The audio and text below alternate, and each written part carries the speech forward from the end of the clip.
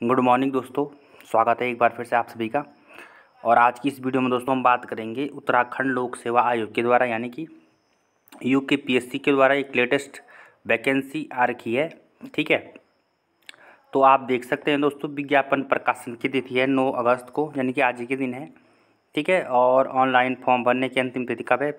29 अगस्त तक। ठीक है, तो दोस्तों आपके पास 20 दिन है फॉर्म भरने के लिए। ठीक है, तो आज से विज्ञापन प्रकाशन की तिथि है और आप 29 अगस्त तक फॉर्म भर सकते हैं। ठीक है, तो ये काफ़ी अच्छी पोस्ट आ रखी है दोस्तों यूकेपीएससी के द्वारा। ठीक है, तो चलिए आगे देखते हैं। तो इसमें दोस्तों आप देख सकते हैं, इसमें ये महत्वपूर्ण निर्देश दिए गए हैं। ठीक है, इनको आप पढ़ सकते हैं। ठीक है, हम आगे देखते हैं। और आप अब दोस्तों विज्ञापन को भली भांति पढ़कर ही फॉर्म भरें। ठीक है, एक बार इसको ढंग से पढ़ें, उसके बाद ही आप फॉर्म भरें। ठीक है, तो हम देखते हैं दोस्तों, इसमें कुल पोस्टों के बारे में बात करते हैं हम। ठीक है, तो यहाँ पे बात की जाए दोस्तों कुल पोस्ट, तो कुल पोस्ट है दोस्तों इसमें 190। ठीक है, कितने आ रखे हैं? 190 पोस्ट हैं। ठीक है, तो यहाँ पे लिखा गया है दोस्तों, सम्मिलित राज्य अवर अधीनस्थ सेवा के अंतर्गत विभिन्न पद हेतु रिक्तियों की कुल संख्या 190 है। रिक्तियों की संख्या घट बढ़ सकती है। रिक्तियों का विवरण निम्नवत है। ठीक है, तो आप देख सकते हैं दोस्तों, इसमें सबसे पहले है नायब तहसीलदार। ठीक है, तो इसमें दोस्तों कुल पद हैं 35। ठीक है, तो आप देख सकते हैं यहाँ पे जो अलग अलग हैं सामान्य और जो वैकेंसी हैं ये देख सकते हैं आप। ठीक है, चलिए आगे बढ़ते हैं दोस्तों हम। बाकी आप देख सकते हैं कि उसमें किस कैटेगरी में कितनी पोस्टें हैं। ठीक है, इसके बाद है गृह विभाग या उप कारागार की। ठीक है, तो इसमें 27 हैं।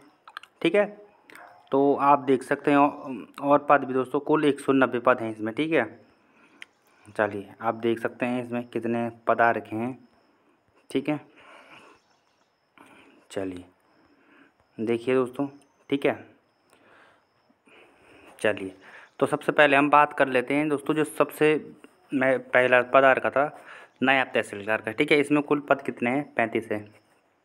ठीक है, और पद का स्वरूप समूहगत। ठीक है, अराजपत्रीय और अंशदायी पेंशन युक्त। ठीक है, और लेवल 7 की पोस्ट है दोस्तों ये। ठीक है, और इसकी शैक्षिक अर्हता की बात करें तो भारत में द्वारा स्थापित किसी विश्वविद्यालय से स्नातक।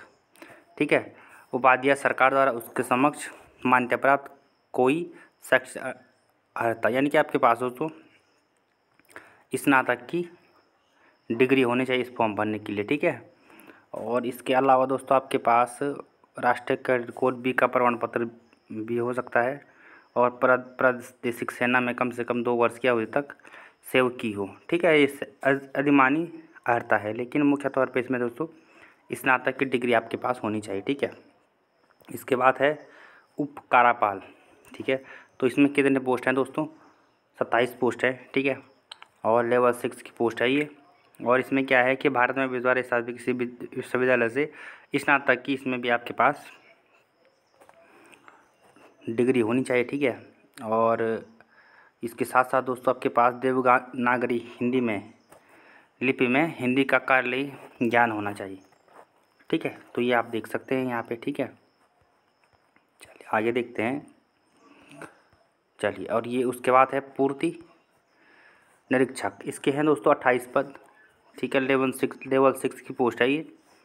तो इसमें क्या है, किसी मान्यता प्राप्त विश्वविद्यालय से स्नातक की उपाधि। ठीक है, इसमें वही है BA कंप्लीट होना चाहिए आपका। ठीक है, और सरकार द्वारा उसके समक्ष मान्यता प्राप्त कोई अन्य अर्हता होनी चाहिए, और उसे देवनागरी लिपि में हिंदी का भी अच्छा ज्ञान होना चाहिए। ठीक है, चलिए आगे देख लेते हैं।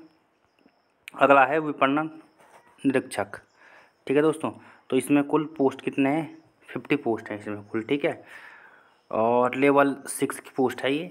और इसमें दोस्तों किसी मान्यता प्राप्त विश्वविद्यालय की स्नातक की उपाधि। ठीक है, ये सब BA कंप्लीट वाले हैं। ठीक है, और इसमें भी वही है देवनागरी लिपि में हिंदी का भी अच्छा ज्ञान होना चाहिए। ठीक है दोस्तों, चलिए, और इसके बाद है दोस्तों श्रम प्रवर्तक अधिकारी, ठीक। इसमें कितनी है? 9 पोस्ट है इसमें, ठीक है। और पद का स्वरूप आप देख सकते हैं अराजपत्रित अंशदायी पेंशन युक्त है, लेवल 6 की पोस्ट है ये भी। और इसमें भारत द्वारा स्थापित किसी भी स्नातक की उपाधि है दोस्तों इसमें, और किस, ठीक है। तो आप देख सकते हैं इसको भी, ठीक है। इसके बाद है आबकारी निरीक्षक, तो इसमें कितने पोस्ट है दोस्तों? 10 पोस्ट हैं, ठीक है। और लेवल 7 की पोस्ट है ये। और भारत में स्थापित किसी भी स्नातक की उपाधि होनी चाहिए इसमें भी, ठीक है। तो ये आप ध्यान रखेंगे। और इसमें थोड़ा ये वो भी है दोस्तों, लंबाई, ठीक है, लंबाई भी है इसमें, ठीक है। ऊंचाई और छाती, सीने की माप, ठीक है। इसका थोड़ा यहाँ पे शारीरिक इसका वो भी है, ठीक है। चलिए, और उसके बाद है कर अधिकारी, तो इसकी कितनी पोस्ट हैं? 2 पोस्ट हैं इसकी, लेवल 6 की है। और इसमें भी दोस्तों आपके पास भारत में विद्यालय सब किसी विश्वविद्यालय की डिग्री या राज्य सरकार द्वारा डिग्री के समय प्राप्त कोई अर्थ होनी चाहिए, ठीक है। उसके बाद है दोस्तों ज्येष्ठ गन्ना विकास निरीक्षक, ठीक है। इसमें भी 2 पोस्ट हैं, लेवल 6 की है, ठीक है। इसमें भी स्नातक की उपाधि होनी चाहिए आपके पास। और ऐसे अभ्यर्थी को जो कृषि विज्ञान, यहाँ पे देखो कृषि विज्ञान की बात है दोस्तों, कृषि विज्ञान में स्नातकोत्तर उपाधि रखता हो, अन्य बातों के समान होने पर समूह 1 सामान्य और समूह 2 सामान्य के पदों पर सीधी भर्ती के मामले में अधिमान दिया जाएगा, ठीक है। तो यहाँ पे कृषि विज्ञान वालों के लिए है, ठीक है। चलिए, और गन्ना विकास निरीक्षक की पोस्ट है इसमें, 23 पोस्ट हैं, लेवल 5 की है, ठीक है। और किसी मान्यता प्राप्त विषय से कृषि में स्नातक की बात है, ठीक है, कृषि वालों के लिए दोस्तों ये, ठीक है।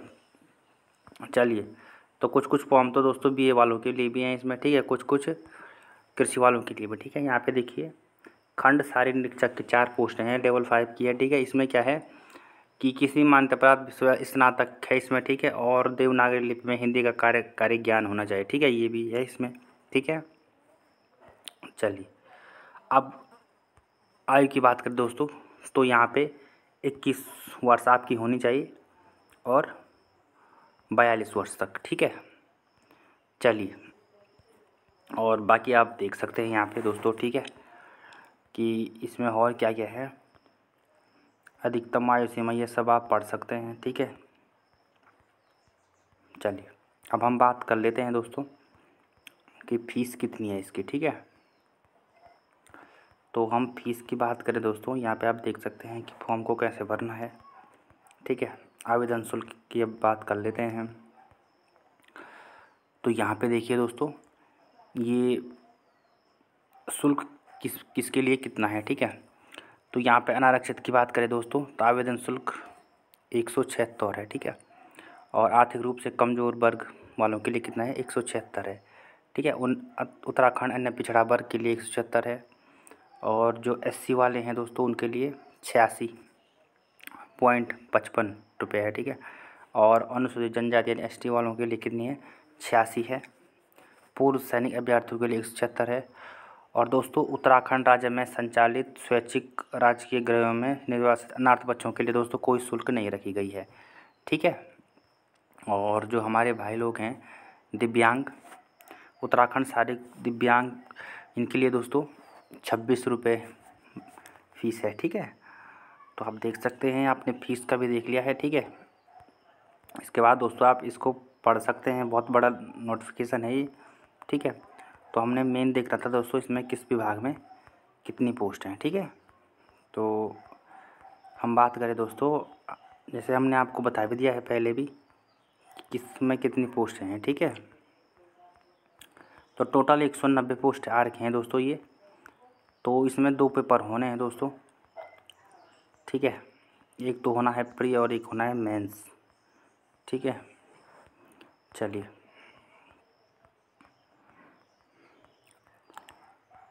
तो चलिए दोस्तों, अब मिलते हैं अब किसी अन्य टॉपिक के साथ, ठीक है, ठीक है दोस्तों।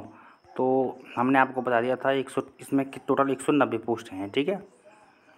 190 इसमें कुल पोस्टें हैं, जो कि नायब तहसीलदार ये सब हैं दोस्तों, ठीक है। चलो देख सकते हैं आप यहाँ पे, ठीक है। और ये भी हमने आपको बता दिया था, ठीक है। तो चलिए दोस्तों, अब मिलते हैं नेक्स्ट टॉपिक में, ठीक है।